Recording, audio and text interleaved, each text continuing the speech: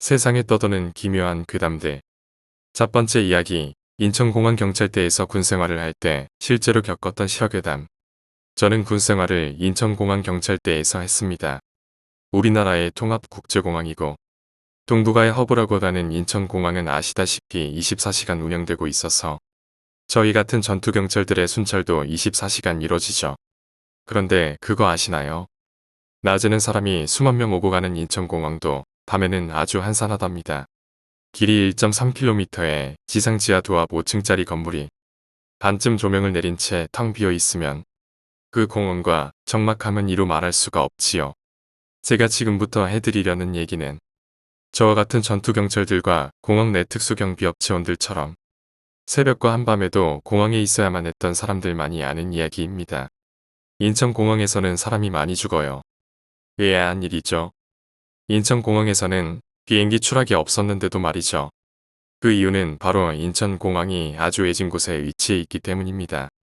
공항 건축 이후 조성된 공항 신도시도 공항에서 20여 분 거리에 있고 그 외에는 공항 운영을 위해 필요한 업무청사, 화물청사지대, 그리고 하얏트 호텔.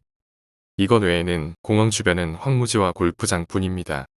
제대로 된 종합병원은 부천 쪽까지 빠져나가야 있는 순천향 병원뿐이죠. 공항 내에 있는 인하대병원 부속 의료센터는 응급처치를 위한 시설로 심각한 환자를 수용할 수 없는 미약한 시설입니다. 에어시티인가 뭔가 드라마에서는 이정재가 거기 입원까지 하더군요. 하지만 이정재가 시인 들것이 들어가던 장소는 사실 막힌 벽입니다. 그런 공간이 없어요. 아, 잡설이 들어갔군요. 그 정도 수준의 의료센터밖에 갖추지 못한 데다가 공항까지 이르는 길이 고속도로이다 보니 교통사고 환자가 종종 들어오곤 합니다. 그중 중환자들은 대부분 의료센터에서 손도 못 대보고 사망하곤 합니다. 사실상 이송할 시간이 없는 거죠. 그래서 야밤에 공항 지하에서 목소리라도 들릴라 치면 임직원들과 저희 같은 경찰들은 근무 시간 내내 소름이 돋곤 하죠. 제가 이러한 실정에 대해 알게 된 것은 입대 후 반년 이상 지나서였습니다. 그 이전엔 아무 관심조차 없었지요. 이 일은 제가 공항 상주 타격대로 들어가게 되면서 알게 된 이야기입니다. 우리 타격대 대기실은 터미널 맞은편에 있는 교통센터 지하에 마련되어 있었고 그곳과 터미널은 지하에 자동보도로 연결되어 있었습니다. 그리고 터미널 쪽 자동보도 입구에는 화장실이 있었는데 바로 그 옆이 인하대 부속 의료센터였지요. 철야를 해야 했던 우리들은 화장실을 이용하고자 하면 교통센터 내에 화장실을 이용하는 것을 선호했지만 새벽 시간 아주머니들이 입구를 막아두시고 그대로 청소하실 때는 별 수 없이 터미널 쪽 화장실을 이용해야만 했습니다. 그날도 고점과 함께 화장실에 가던 저는 교통센터 화장실이 막힌 것을 알고 건너편으로 자동보도를 타고 건너갔지요. 그리고 무심코 화장실에 들어가려는데 모참이 기겁을 하면서 저를 잡았습니다. 밤에는 그 화장실에 가지 말라고요. 이상한 일이죠. 하지만 이유를 모르면서도 왠지 저는 고참 말에 수긍하고 있었습니다. 공항 이용하시는 분들은 아실지도 모르겠지만 똑같은 화장실 시설인데도 인하대병원 화장실은 대낮에도 다른 화장실보다 훨씬 축축하고 음산한 느낌이 든다는 점을요. 사실 뜯어놓고 보면 조명이며 뭐며 아무 차이도 없는데도 아무튼 바로 옆쪽 화장실 역시 청소 중인 덕에 우리는 한참을 걸어 반대편 서편 화장실까지 가야 했습니다. 돌아오는 길 역시 멀기에 저는 고참에게 왜 그렇게 그 화장실을 피하는지 물어봤습니다. 고참은 짧게 귀신이라고 말한 뒤 자기는 다른 건 몰라도 귀신 얘기 이런 건 소름 돋아서 싫다면서 걸음을 재촉했지요.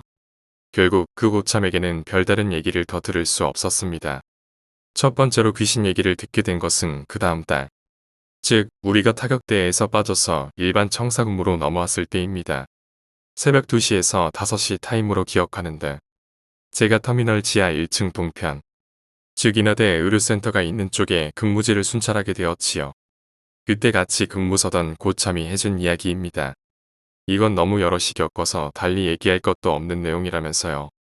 하루 서너 시간밖에 취침할 틈이 없는 공항경찰대 특성상 짬밥이 되는 전경대원들은 야간 근무 때 화장실에 숨어서 토막잠을 청하곤 했습니다. 화장실 안에서는 무전기마저 먹통이 되었기에 부임은 화장실 입구에서 쉬면서 무전을 듣곤 했죠. 그늘도 한 명의 대원이 화장실 칸에 들어가서 허락되지 않은 휴식을 취하고 있었는데 누군가 뚜벅뚜벅 걸어오는 소리가 들리더랍니다. 그러더니 자기가 들어가 있는 칸에서 발소리가 턱하니 멈추는 거죠. 혹시나 순시나온 간부에게 걸렸나 싶어 심장이 오그라드는데 밖에서는 아무 말도 없습니다. 대원은 대변을 보느라 들어가 있었던 청물을 내리고 옷을 추스르는 소리를 낸 뒤 빼꼼 내다보는데 밖에는 아무것도 없습니다. 어이가 없는 대원은 입구를 지키던 후임에게 누가 들어왔었냐고 묻죠. 후임은 그런 일 없다고 합니다. 대원은 갸우뚱하면서 피곤해서 잘못 들었나 하는 생각을 해봅니다. 처음 한 번은 말이죠. 이런 일을 몇 번 겪고도 후임을 의심하지 않을 사람은 없습니다. 하지만 후임은 억울할 뿐이죠. 실제로 누구도 들어가지 않았으니까요. 괜한 꼬장이라고 고참을 원망합니다. 하지만 그 후임도 좋은 고참 만나서 운 좋게 쉬게 되는 날이 왔을 때 깨닫습니다. 그 고참이 거짓말한 게 아니라는 것을. 이 발소리 귀신은 너도나도 겪다 보니 대부분의 대원들이 밤에는 그 화장실을 멀리하게 되었습니다. 사실 기분도 안 좋은 곳입니다. 대낮에도 다른 화장실에 비해 그 화장실만 그렇게 음침한 게 납득이 안 되는 것이죠. 다들 사람 죽는 병원 옆 화장실이라 그런 것이라고 수군거리곤 했습니다. 하지만 그러면서도 아예 그 화장실을 가지 않을 수 없는 게 순시는 늘 지하 중앙에서 이루어졌고 지하 동편에는 그 화장실을 제외하면 동편 맨 끝에 아주 먼 화장실뿐이었기 때문입니다. 순시가 나왔는데 서둘러서 도달하지 못하면 근무태만으로 오해받기 쉬웠기 때문입니다. 중앙 바로 옆에 화장실은 간이 화장실로 무전 안 터지기로 유명한 곳이라 역시 순시받기에 위험했지요. 다들 울며 겨자 먹기로 그 화장실을 이용하던지 참는 수밖에 없었습니다. 옆 근무지 근무자가 고참이 아니면 남의 근무지 화장실도 가곤 했죠. 무슨 일이 있어도 밤에는 그곳에 가지 않으려 했습니다. 대원들이 밤에 그 화장실을 피하다 보니까 귀신이 조바심이 났을까요? 이제 낮에도 일이 터집니다. 어느 날 제가 화장실에서 소변을 보고 있었을 때입니다. 분명 옆쪽 세면대에서 누군가 거울을 보고 있었지요. 잠시 앞쪽으로 고개를 돌렸던 제가 지퍼를 올리고 돌아섰을 때 그곳엔 아무도 없었습니다. 함께 있던 후임은 누구도 없었노라고 장담합니다. 대원 A는 에스컬레이터를 타고 1층으로 올라가던 도중 기이한 광경을 봅니다. 공항 화장실에 대리석 벽에 사람이 비추어진 모습이죠. 특이하다면 그 사람은 머리만 떠 있었다는 점입니다. 물론 그 벽 앞에는 누구도 서 있지 않았습니다. 대영비가 그 화장실에서 대변을 보고 있을 때 누군가 투벅거리며 걸어와서 문짝을 서너 번 흔들었고 당시 신병이었던 후임이 그랬을 리 없다고 생각한 대영비는 옆 근무지의 동기가 장난쳤다고 오해의 다툼까지 벌어졌습니다. 하지만 후일 수차례 물어봐도 입구에 서 있던 신병은 그 누구도 화장실에 들어간 사람이 없다고 말할 뿐이었죠. 좀 얘기가 싱거워졌죠. 이 정도면 저는 이글 쓰기 시작하지도 않았습니다. 제가 상경 측 육군으로 보자면 상병이 막 꺾였을 때 후임과 겪은 일입니다. 저는 당시 저와 한 달 차이 나는 친한 후임과 근무를 서고 있었습니다. 때마침 졸리기도 졸리거니와 후임이 꾸벅거리며 조는 모습이 안쓰러워 위층 편의점에서 몰래 소시지를 사다가 화장실에 숨어서 먹으면서 서로 격려해주고 있었습니다. 그때는 한창 기가 살아있을 때라서 옛날에는 슬슬 피하던 화장실에서 소시지까지 짱 박혀 먹고 있었던 것이죠. 그런데 배가 부르니 눈꺼풀에 줄을 매단 듯 졸리기 시작했습니다. 하지만 오늘 이 근무지는 도저히 잘 수가 없는 곳이었고 전전긍긍하던 우리는 결국 귀신이고 나발이고 당장 우리가 죽겠다며 화장실 칸 안으로 나란히 들어갔습니다. 그리고 변기에 거꾸로 앉아서 변기 뒤턱에 엎드려 잠을 청했습니다. 그리고 저는 가위에 눌렸습니다. 피곤할 대로 피곤한 상태니까 가위에 눌려도 이상하지 않았죠. 하지만 가위에 눌린 상태에서 사람 목소리가 들린 건 그때가 처음이자 마지막이었습니다. 제 귓가에 오자, 오자 라고 어르고 달래는 듯한 그러면서도 아주 간사한 목소리가 들리기 시작했습니다. 저는 너무도 두려웠고 몸이 움직이지 않는 상황이라 기어들어가는 목소리로 후임을 불렀습니다. 철수야, 철수야. 그러자 옆칸에서 평소처럼 아주 낭낭한 관등 성명 소리가 들리더니 화장실 문이 열리는 소리와 함께 잠시 저를 살피는 느낌이 났습니다. 그리고 뭔가 이상하다 느꼈는지 제 옆구리를 흔들어 저를 깨우더군요. 몸을 일으킨 저는 늘 가위에 눌렸다가 풀리고 나면 그렇듯 순식간에 공포감은 잦아들고 다시 졸음이 쏟아지더군요. 가위에 눌렸다는 말도 쪽팔려서 하지 못하고 다시 엎드리면서 저는 그래 부르면 바로 깰 수 있어야지 잘했다 라며 말도 안 되는 칭찬을 하면서 잠이 들었고 정말 엎드리고 30초가 안 지나서 가위에 다시 눌렸습니다. 밑을 노르신 거죠. 다시 귓가에 목소리가 들리기 시작하는데 이번엔 좀 달랐습니다. 오자. 친구도 같이 오자. 이제 보니 이 오자란 소리가 즉 이리 오라 가자 이런 뜻인 것 같더군요. 이번에는 친구도 같이 가자는 얘기인 듯 했습니다. 이해가 된 순간 소름이 더욱 쫙 돋으면서 저 때문에 후임까지 무슨 일이 생길까 겁이 나기 시작했습니다. 다시 다 죽어가는 목소리로 후임을 불렀죠. 그러자 후임은 이번에는 두말 없이 문을 열고 저를 끌어내려는 듯 제 허리를 꽉 움켜쥐고 뒤로 당겼고 가위가 풀린 저는 화장실턱 모서리를 잡고 살짝 버티는 몸을 꼿꼿이 하고 제가 아무렇지도 않다는 것을 보여줬습니다.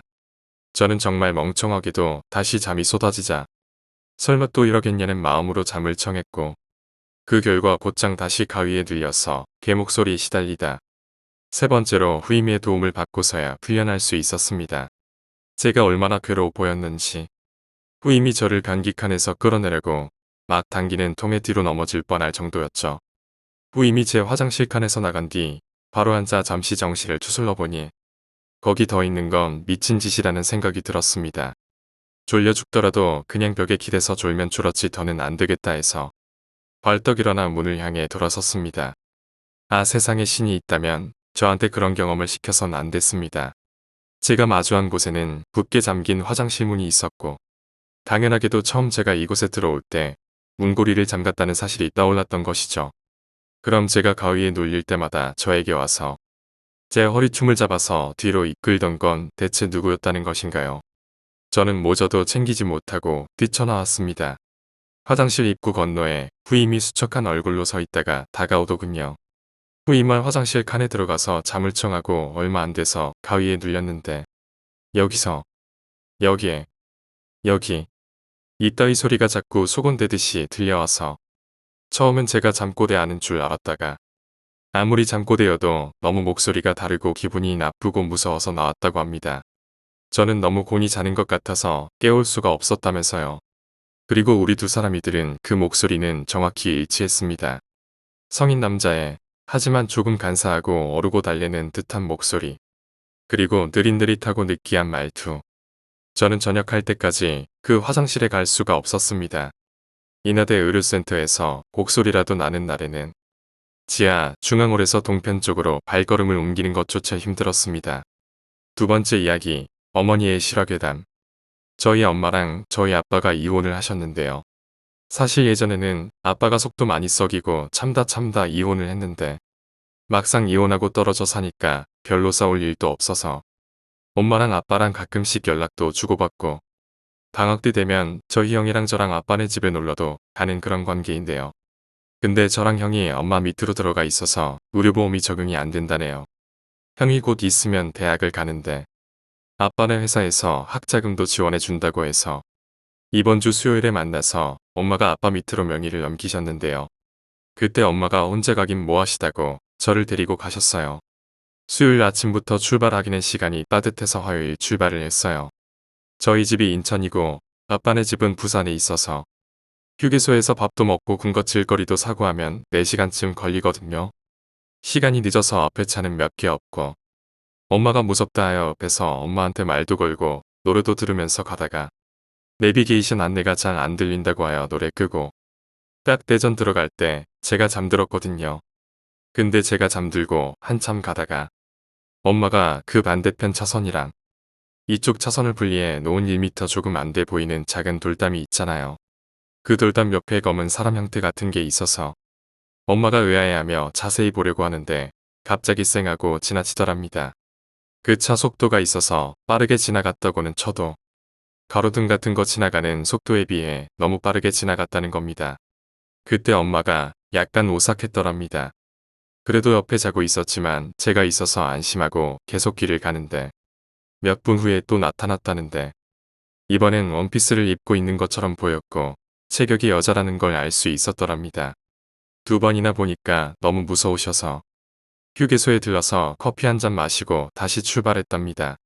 그리고 다음날 법원에 들리고 아빠네 집에서 놀다가 4시 반쯤에 집으로 출발을 했는데 저는 또 출발하고 1시간 좀 안 돼서 잠들은 걸로 기억합니다.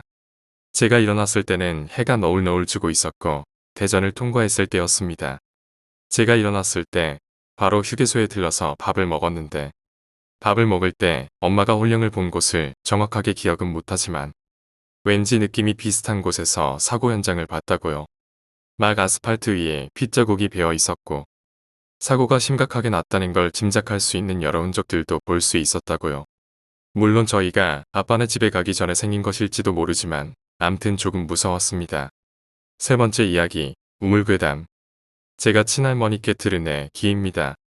제가 아주 어릴 때, 이제 말을 할 수 있는 나이대로 거슬러가 보네요. 저의 가족 친지 모두 알고 계시는 실화입니다. 울산이 광역시가 되기 아주 오래전 일이네요.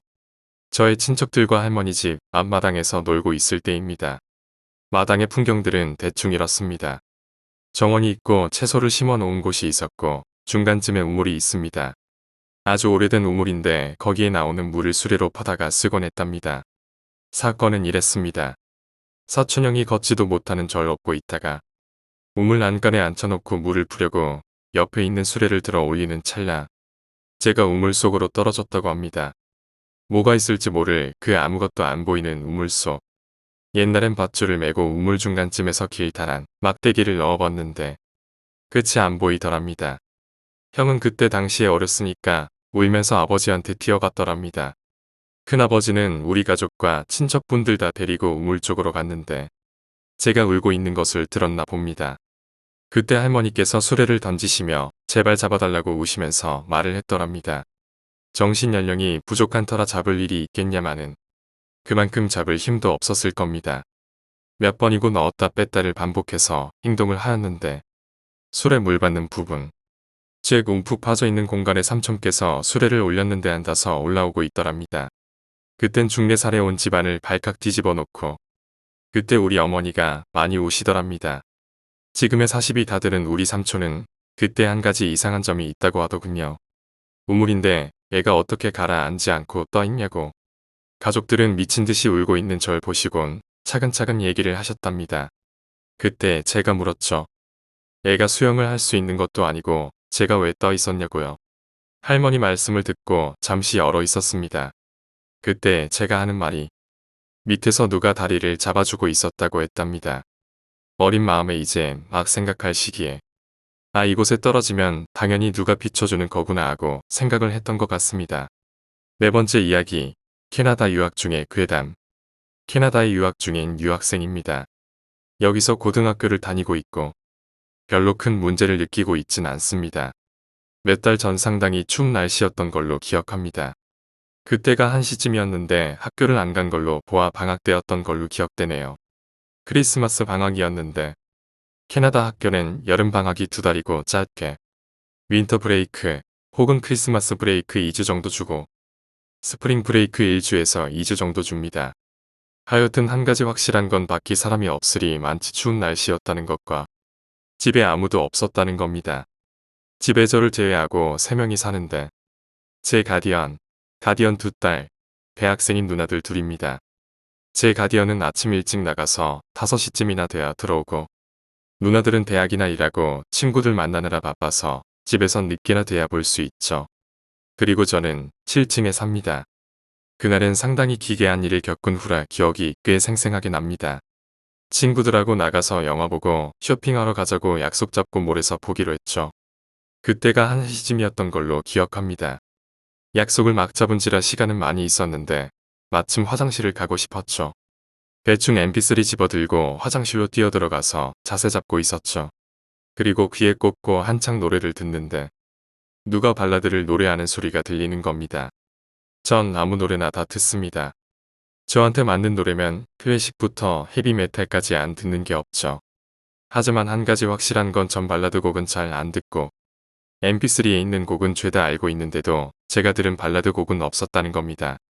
그리고 분명 그때 크레이드 오브 필스라는 상당히 하드코어한 노래를 듣고 있었다는 게 기억납니다. 즉 스크리밍과 그로울링의 파워 코드와 심각한 드럼 소리에 섞여 발라드 노랫소리를 들었다는 거죠. 그것도 분명 화장실 문 앞에서 불렀습니다. 전에도 말씀드렸다시피 전 7층에 삽니다. 바로 앞에서 노래 부르는 것과 몇 발자국 떨어져서 노래 부르는 소리랑 확연히 차이가 나는데 제가 아래에서 부르고 있었다면 몰랐겠습니까? 그것도 추운 날씨에 밖에서 창문에다 대고 그렇게 큰 소리로 노래를 부를 사람이 어디 있을까요? 전 순간 깜짝 놀라서 이어폰을 빼고 발라드 곡 소리에 집중을 했습니다. 분명 남자 목소리로 상당한 고음 목소리였는데 화장실 문 앞에서 약 10초간 부르더군요. 제가 노랫소리를 듣고 이어폰을 뺐으니 한 5초간 노랫소리가 더 난 것 같습니다. 그리곤 가사 중간에 뚝 끊기더군요. 그땐 왜 그랬는지 무섭다는 생각이 별로 안 들었습니다. 지금 생각하면 기괴한 일이죠. 집에 아무도 없는데 갑자기 제 문 앞에서 들려오는 노랫소리라니요. 그것도 스피커에서 나오는 소리가 아닌 보컬만 들려왔습니다. 바로 화장실 문 앞인 것이 확실했죠. 한국 전형적인 발라드 노래였는데 그땐 별 생각 없이 잘못 들었나 하고 다시 이어폰을 귀에 꽂고 음악 듣는데 또 노랫소리가 들리더군요. 이번에도 노래 부르다가 또 그때부터 약간 무섭기 시작하더군요. 생각할수록 무서워서 후딱 뒤를 닫고 문을 열고 나왔습니다. 분명 집안엔 아무도 없더군요. 문도 잠겨있고 게다가 저랑 같이 사는 두 누나들은 모두 목소리가 상당히 높아서 절대 남자 같은 저음을 낼 순 없습니다. 그리고 길게 이어지다 점점 작아진 것도 아니고 가사 중간에 또 하고 끊겨버리니 기괴하지 않을 수가 없는 경험이었습니다. 무서워서 방 안에 들어와서 후딱 옷 갈아입고 준비하고 나가서 친구들 만나곤 집에 와서 까먹고 난 후에는 특별히 이상한 일은 없었습니다. 아직도 그게 뭔지 궁금합니다. 전 정신병도 없을 뿐더러 환상이나 환각 혹은 환청도 전혀 경험한 적이 없습니다. 경험한다 해도 제가 모르는 한국 발라드 노래를 가사를 또박또박 정말 가수가 부르는 것처럼 들은 건 환상이 아니라 어떤 의도된 현상으로 보입니다. 벌써 두 번째 일이라 신기할 따름이네요. 다섯 번째 이야기, 회사 동료. 이상한 일이다. 누군가가 계속 쫓아오고 있다. 1시간 전 회사에서 출발하기 전부터 무슨 일이지? 내가 아는 사람인가? 나에게 용건이 있는 건가? 급한 일이라도 있나? 혹시 나를 해칠 의향이 있는 건가? 왜 저렇게 쫓아오는 거지? 단순히 가는 길이 같은 것일까? 아니, 그럴 리 없어. 나는 지금 저자를 따돌리려고 뱅뱅 돌아가는 중이니까. 궁금하다. 호기심은 그 무엇도 이길 수 없다고 했던가. 뒤를 돌아 차를 본다. 평범한 남자다. 그러나 나를 뒤쫓아오고 있다. 멈춰서 용건을 물어볼까? 왜 나를 쫓아오는 거지? 두렵다. 며칠이 지났다. 그날 이후로 그 차는 나를 쫓아오는 것을 멈추지 않는다. 그 차가 사라지는 때는 내가 집에 도착하기에 5분 전. 너무 무섭다. 무서워서 용건을 물어볼 엄두도 안 난다. 항상 내가 회사에서 나올 때면 쫓아오는 이유는 무엇일까? 궁금하지만 두렵다. 호기심이 넘쳐오르지만 두렵다. 지금에서야 말하지만 나에게는 인간 기피증이 있다. 이번 회사도 겨우 취직한 자리. 놓쳐서는 안 된다. 내가 말을 거는 상대는 오직 부모님뿐. 집 밖에서는 누군가 나에게 말을 걸려고 하면 바로 그 자리를 도망친다. 그런데 요즘 들어 회사에서 자꾸 나에게 말을 걸려 하는 사람이 있다. 그런데 그가 내가 차에게 쫓기기 시작한 다음 날부터 말을 건다. 의심스럽다. 멀리서 자세히 보니 얼추 생김새가 비슷하다. 의심스럽다. 차에 쫓기지 시작한 지 열흘이 됐다. 오늘은 칼을 품에 가지고 왔다. 오늘은 멈춰서 내린 다음 그자를 차에서 내리게 할 것이다. 기대된다. 그자가 쫓아온다. 중간쯤 왔을 때 인적이 드문 곳으로 유인했다. 차에서 내려 그 녀석을 끌어내렸다. 그 녀석이다. 나에게 자꾸 말을 걸려 하던 녀석. 용서할 수 없다. 이유도 묻지 않았다. 먼저 배를 깊게 찔렀다. 따뜻한 피가 옆구리에서 용솟음 친다. 그 다음 녀석을 바닥에 엎어뜨린 다음 손목을 잘랐다. 녀석은 비명을 지른다. 유쾌하다. 그 다음 옛날에 그 여자에게 했을 때처럼 똑같이 한다. 그때가 떠오르는군. 인간 깊이 지닌 나도 좋아하는 여자가 있었다. 앳된 얼굴, 도톰한 입술, 매끄러운 몸매. 그 여자는 퀸카였다. 그러니 나 같은 건 안중에도 없었겠지. 하지만 나는 그 여자가 죽을 만큼 좋았고 계속 집적거렸다. 처음에는 선물을 했다. 그러나 여자가 그 선물을 불태워버렸다. 괜찮다. 그건 괜찮았다. 다음에는 집에 찾아가서 같이 놀자고 배를 둘렀다. 그랬더니 내 뺨을 냅다 후려갈겼다. 짜릿했다. 그리고 다음에는 키스를 했다. 그랬더니 그 여자가 남자친구를 불러 나를 반죽음으로 만들었다. 그리고 마지막으로 으슥한 곳에서 그녀 혼자 있을 때 그녀를 범하려 했다. 그랬더니 그녀가 나를 칼로 찔렀다. 미리 가지고 있던 모양이었다. 그 순간 나는 그녀를 죽이고 싶다는 충동을 느꼈다. 칼을 빼서서 배를 찌르고 손목을 자른 다음 그녀를 범했다.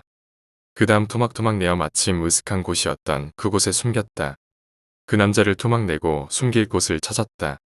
그러고 보니 이곳은 그 여자를 죽였던 곳과 같군. 숨긴 곳을 볼까? 하지만 없었다. 어디 간 거지? 들킨 건가? 아니야. 들킨 거라면 이미 경찰이. 이건 마치 스스로 나간 것 같군. 빈 공간을 찾았으니 나로선 다행이군. 즐겁다. 며칠이 지났다.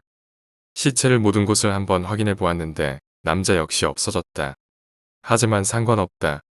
며칠 전부터 어떤 남자가 다시 쫓아온다. 이번엔 두렵지 않다. 또 다시 즐거울 수 있으니까.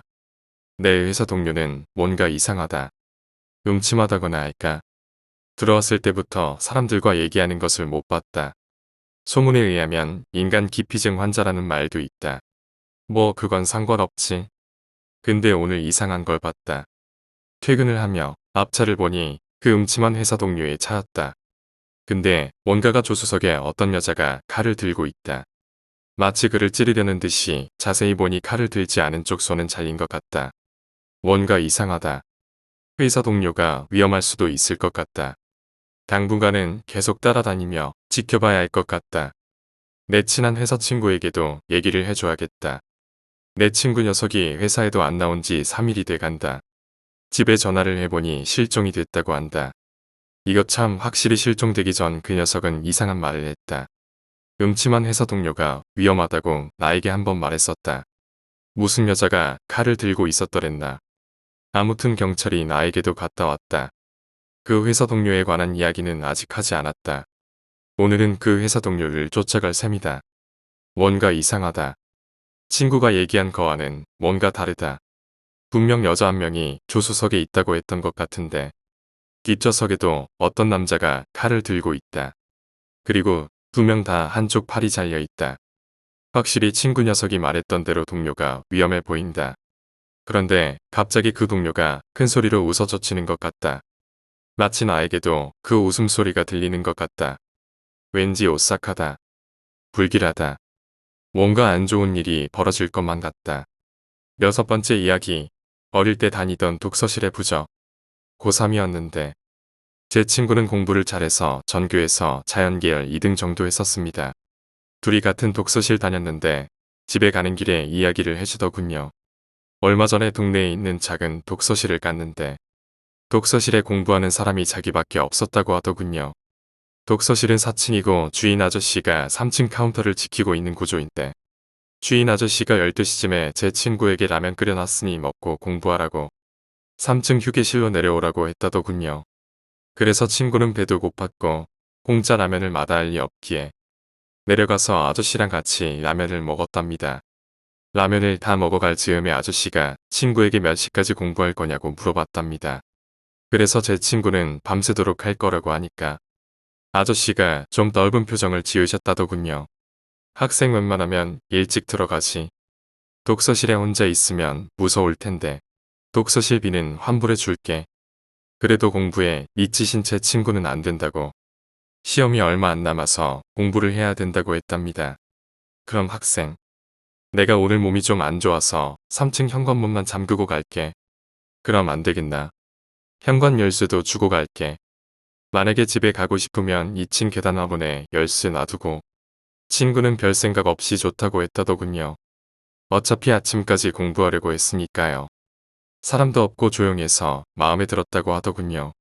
그렇게 합의를 보고 아저씨는 현관문을 잠그고 갔더랍니다. 한 두어 시간쯤 지났을까 3층 카운터에서 전화 소리가 났답니다. 자동차 소리도 하나 나지 않는 시간에 울리는 전화벨 소리가 4층에서 들어도 엄청 크게 들렸다는 것입니다. 주기적으로 계속 울리길래 짜증이 나서 결국 3층 카운터로 가 전화를 받았다고 하더군요. 여보세요. 학생. 나 주인인데. 누가 문 열어달라고 하면 절대 열어주면 안 돼. 절대 열어주면 안 돼. 혹시 문 한 번이라도 열진 않았지? 예, 한 번도 안 열었는데요. 그래. 누가 문 열어달라고 소리쳐도 절대 열어주면 안 돼. 아저씨의 진지한 말에 친구는 등골이 오싹해졌답니다. 아저씨 전화를 받고 한 30분쯤 공부하고 도저히 공부할 생각이 안 들어서 결국 짐을 싸고 독서실을 나가려고 했답니다. 그런데 그때쯤에 계단에서 발자국 소리가 났다는 것입니다. 구두 소리를 내며 말입니다. 그때 시간이 3시쯤이었는데 친구는 무서워서 움직일 생각을 못하고 소리만 계속 들었다더군요. 2층 가겠지, 2층 가겠지 생각했는데 3층까지 오는 소리가 들리더니 덜컹하고 현관문 치는 소리가 났습니다. 친구는 숨소리도 내지 않고 그대로 있었답니다. 문 열어주세요. 문 열어주세요. 사람 있는 거 알아요. 문 열어주세요. 4층에.